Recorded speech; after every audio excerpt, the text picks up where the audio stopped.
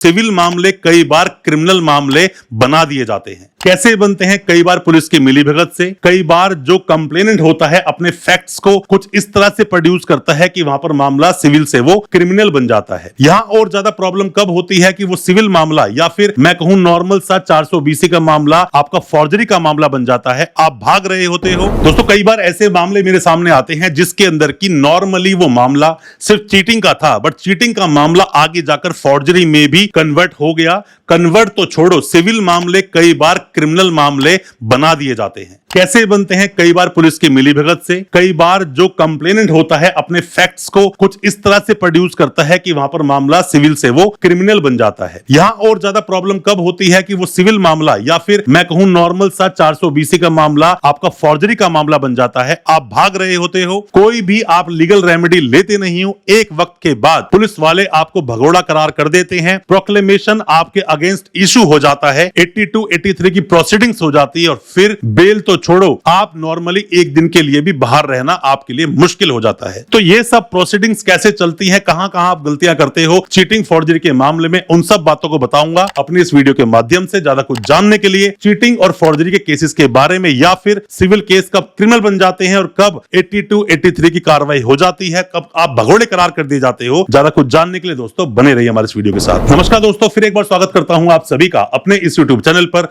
जिसका नाम है फाइट फॉर ट्रू। मेरा नाम है वीरेंद्र वर्मा। दोस्तों आप में से कोई भी नए वकील साहब हैं, कोई भी लॉ स्टूडेंट हैं, कोई भी अभी कानून की जानकारी ले रहा है, आपका सगा संबंधी जानकार कोई भी जेल में है या फिर आप पर कोई भी केस दर्ज हुआ है, केस चल रहा है, वीडियो बहुत काम का है, वीडियो को पूरा देखें और समझें, हो सकता है इस वीडियो के माध्यम से आप अपने केस से बाहर निकल सकें। दोस्तों केस ना अलग अलग तरह के होते हैं। कई बार मामला ईओडब्ल्यू का होता है जिसमें मल्टीपल कंप्लेनेंट्स होते हैं या 3 करोड़ से ज्यादा का मामला होता है। कई बार मामला नॉर्मल सा होता है कि आप किसी के पास काम करते थे, अब उसमें कुछ भी दूरियां बढ़ गई और दूरियां बढ़ने की वजह से उसने आपके ऊपर 408 का मुकदमा दर्ज कर दिया या 316 का जो मुकदमा होता है वही बात होती है इसके अंदर। या फिर मामला नॉर्मल सा 420 का था जो कि अब नया सेक्शन 318 का सब सेक्शन 4 बन गया। इसी में कब फॉर्जरी के सेक्शन लग जाते हैं 467, 468 जो पुराना कानून बोलता है और अभी 336, 338 इसमें लग जाता है। अब मान लीजिए कोई एक नॉर्मल सी एफआईआर दर्ज हुई, आपको पता चला और वहीं से आपने अपना नंबर बंद कर दिया और घर वहां से शिफ्ट कर लिया। आप अगर किराए पर थे और किराए पर आप नहीं भी थे तो कहीं और जाकर आपने रहना शुरू कर दिया, आप पुलिस से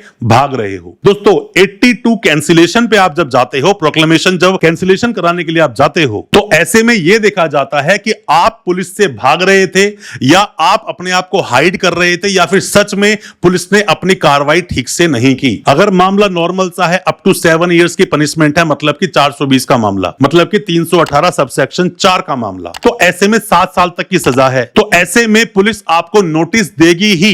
यहां पर अरनेश कुमार का जजमेंट आता है या फिर आप इसी में देखते हो कि पुलिस कब आपको बिना नोटिस के अरेस्ट कर सकती है, वो एक अलग प्रोविजन है। पर दोस्तों अगर आप यहां पे अपने आप को हाइड कर रहे हो तो पुलिस ऐसे में आपके अगेंस्ट प्रोसीडिंग को चालू कर देगी। मतलब दिखाएगी कि हमने 2-3 बार नोटिस दिया, सामने वाला आदमी नहीं आ रहा है, फिर आपका वारंट इशू हो जाएगा। वारंट इशू के बाद में आपकी प्रोक्लेमेशन की प्रक्रिया शुरू हो जाती है। प्रोक्लेमेशन इशू हो जाता है, भगोड़ा आपको करार दे देते हैं और ऐसे में फिर आपको बेल नहीं मिलेगी। फिर चाहे आप सेशंस कोर्ट जाओ, हाई कोर्ट जाओ, चाहे सुप्रीम कोर्ट जाओ। चीटिंग फॉर्जरी के साधारण से मामलों को जितना जल्दी हो सके मामलों को खत्म कीजिए। बहुत सारे मामलों में जिसमें आपको जेल नहीं जाना चाहिए, ऐसे में खुद आप फंदा अपने गले में डाल लेते हैं। और दोस्तों मैं आपको यह भी बताऊंगा कि कई बार लोग इतनी ज्यादा नीचता पर उतर जाते हैं कि आपने कुछ पैसा लिया था, अब वो आपका, आपके परिवार का, आपकी वाइफ का, मम्मी पापा का, भाई बहन का, सब के नाम लिखवा देते हैं कि मैंने इसको पैसा दिया, इसकी मम्मी एक बार मेरे ऑफिस आई थी, मैं इनके घर पे गया था, इसकी बहन और पापा बैठे थे, उनके हाथ में मैंने पैसा दिया था, इसका भाई मुझे कॉल करता था पैसे लेने कब आऊं, तो सब के नाम डाल देते हैं। तो ऐसे में मेरा मानना दोस्तों यह है कि जिससे मामला हुआ उसी के साथ हैंडल करना चाहिए। तो ऐसे में सबका नाम डलवाकर बिना बात में सबको परेशान करने से फायदा नहीं, घर तहस नहस हो जाते हैं, ऊपर जाकर शक्ल सबको दिखानी है, किस्मत से आगे आप नहीं भाग सकते हो। तो ऐसे बहुत सारे मामले सामने आते हैं, इसलिए मैंने आपको ये बात बोली। पर आपको पैसा वसूल करना है, कैसे वसूल करना चाहते हो आपकी मर्जी, पर मैं आपको ये बोलूंगा, आप पर अगर कोई केस दर्ज हुआ है और मामला नॉर्मल 420 का है, नॉर्मल चीटिंग का है,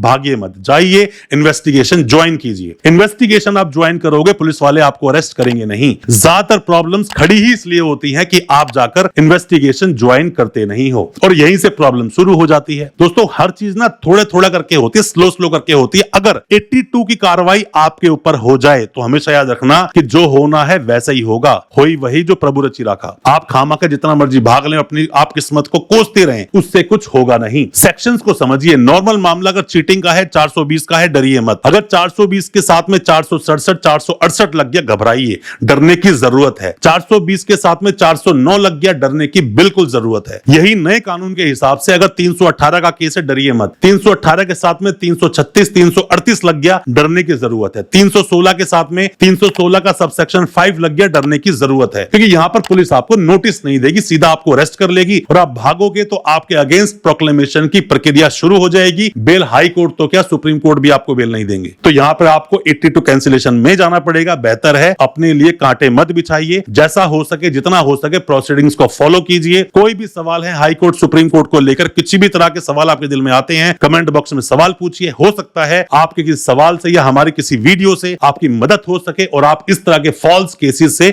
बाहर निकल सके। अच्छा लगा हो आज का वीडियो, चैनल को सब्सक्राइब करना बिल्कुल ना भूलें, साथ में लगा बेल आइकन जरूर दबा दें, ताकि इसी तरह की लीगल अवेयरनेस की वीडियोस दोस्तों आप तक पहुंच सके सबसे पहले। बहुत बहुत शुक्रिया दोस्तों, धन्यवाद हमारे इस वीडियो के साथ बने रहने के लिए।